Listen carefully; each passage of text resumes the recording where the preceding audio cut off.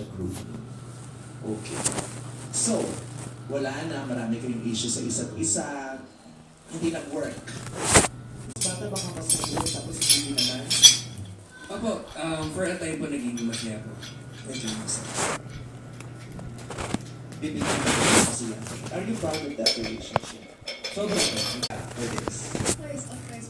So, Jane, titignan namin ang mga reaction mo. Ano bang pakiramdam ko na dyan ka sa sitwasyon na yan? Tapos susuportahan mo ngayon yung ex mo na dating mahal na mahal mo. So, let's start the search! Yes, let's go, Miyuki! It's time to meet our searchies. Simulan natin yung searchie number 1, reveal!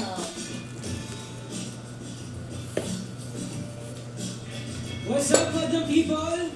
Ako po si Dat, 19 years old, ang singer-songwriter ng Quezon